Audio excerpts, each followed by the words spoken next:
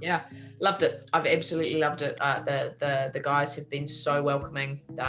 They've been awesome to work with. They've been generous with their knowledge and time, and I just love sitting down talking cricket. I think probably the best times we actually have are off air, when we're just sitting around talking about what we think's happening in the game, or what we think's happening with someone's technique, or putting together packages to discuss, what we're seeing, what we're hearing, what we're thinking, and I just, it honestly is probably, potentially, I love it just as much as playing cricket. It really is such a cool job to be part of. That, yeah, look, I absolutely love it. And if you're someone who loves the commentary side, and loves listening and watching to cricket, and you think that it's something you would love to be involved in, just give it a nudge. Do everything you can to try and get involved, to try and get some experience, to try and work in that industry, because it is wonderful. And I guess the wider range of people we get, the more diversity, the more life experience, then we're only going to get a better broadcast as well. So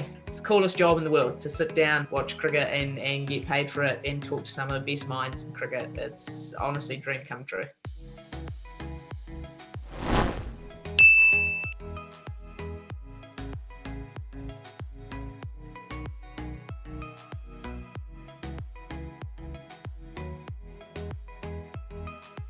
Yep, there's definitely some exhaustion goes on.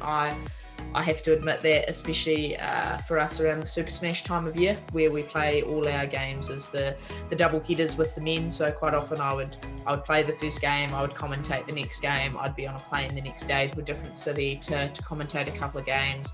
I'd have a day off, I'd then be flying off somewhere else to play again.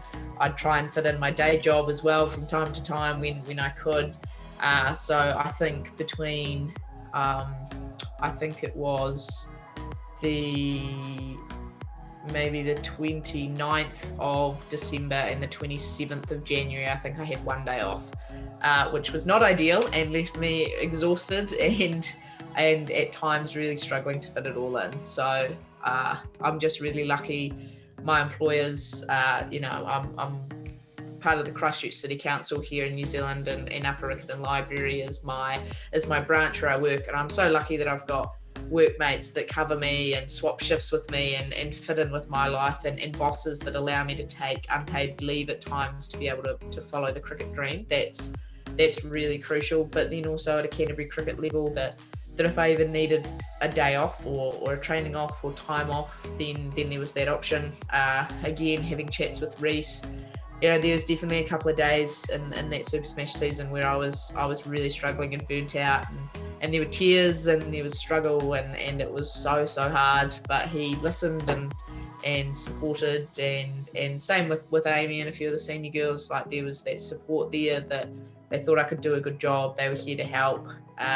So yeah, it's not always rosy. I guess it's not always this perfect world of, just absolutely living the dream. But I guess it's still having the time to sit down with yourself and say, it's okay to be tired, it's okay to be exhausted. You're actually doing what you love, and it's such an amazing opportunity that it's worth it. It's worth a few nights where you don't sleep much, and it's worth a few long days, and to miss the odd social occasion, and to miss catching up with friends from time to time. It's actually all worth it. So yeah, it's tiring from sometimes, and I definitely look at my diary and block out a couple of days in a row where I can have time off, and I'm counting down towards those days. So yeah, it can be hard, but look, it's the best job in the world. And if the only downside is that it's pretty fatiguing from time to time, then we'll take that.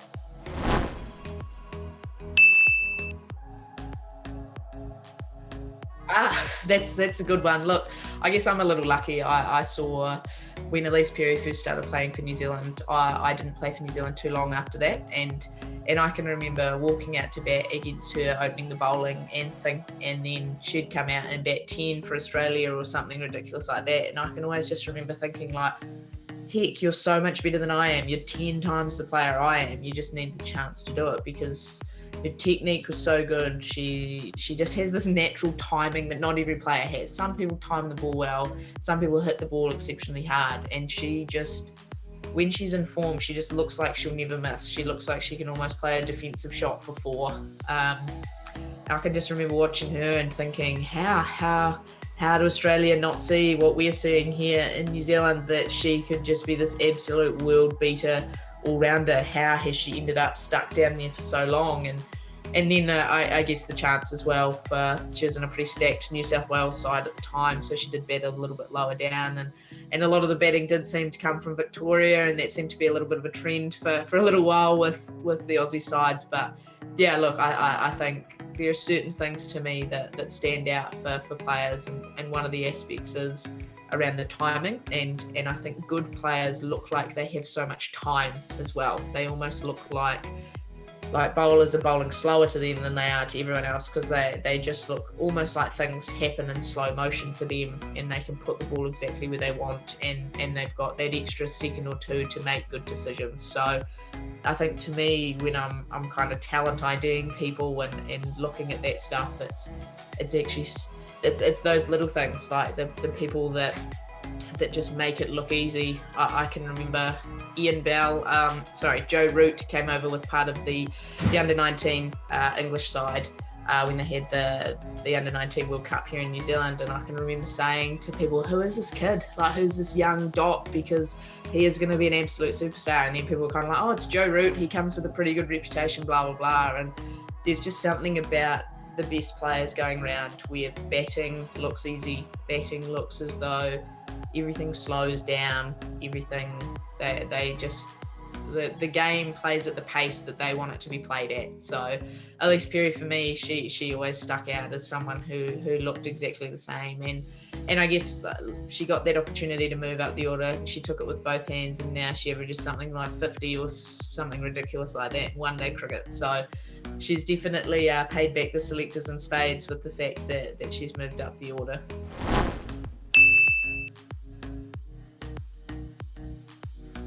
Would love it. Would absolutely love to play a test match. I think, especially for players my age and older, growing up, that was just the pinnacle of the sport. And I guess you see for us, like the Boxing Day test is such a big event, and still for the New Zealand men, it was the first time in 30 years that they'd played a Boxing Day test in Australia. Obviously it didn't go well, but the fanfare and the emotion and the feeling around it was just something that is solely reserved for test cricket.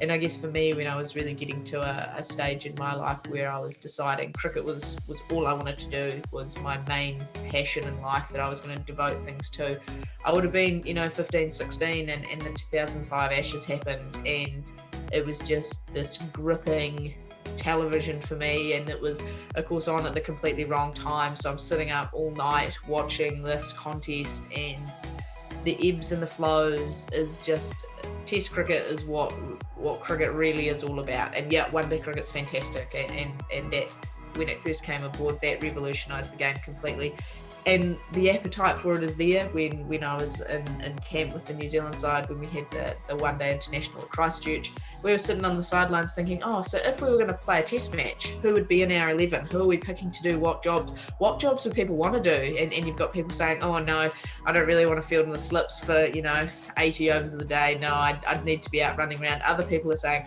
I do not want to be on the boundary for 80, 90 overs. I need to be in the ring. I need to be, some people, especially the spinners, the idea of bowling 30 odd overs in a day was just so exciting. And then the quicks were like, no, short spells, thanks. So look, the appetite would be there. The players would love to play one. And I think at the moment with New Zealand cricket, it's a real travesty that we've probably got some of the best players that we've ever had.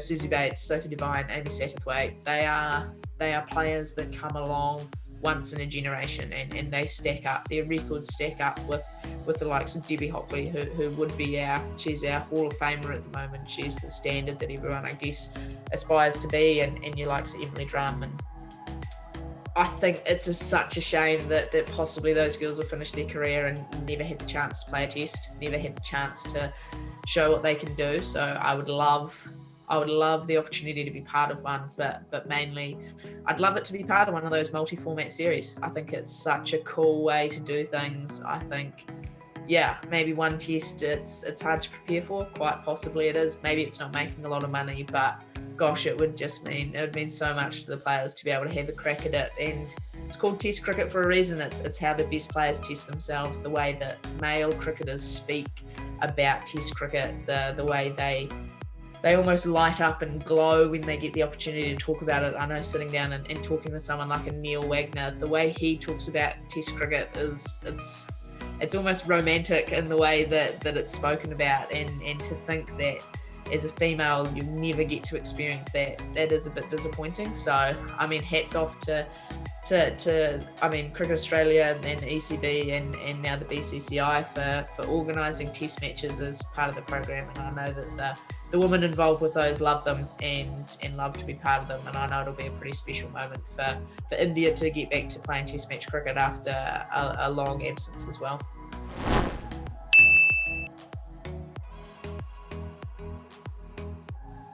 Oh, great question. That's actually a really good question, because I watch so much of the IPL, and most of the games at the moment are on. They start at 2:00 here, so that's not ideal. So a lot of them get recorded, and I watch them at a much more sensible day and time, and I watch the replays. But people always go, "Oh, you watch all this cricket? Like, who would you want to play for?" And you go like, "Oh, that's actually a great question." But I think who I probably would have to pick, and again, in the men's side, I don't really have a team that I follow. I just love watching it, and I probably watch all the teams and love my favourite players in each team to play well. So I'm probably not your traditional fan about it. I'm really picking out a few people that I love watching. But I've actually just sat down in the last little bit of travelling around the country with flying, and I downloaded the Netflix special about the Mumbai Indians. So possibly I might have to go Mumbai just based on that, and I've got some pretty fond memories of being based in Mumbai as well for the Women's World Cup in 2013. So possibly Mumbai at this stage is winning, but you never know.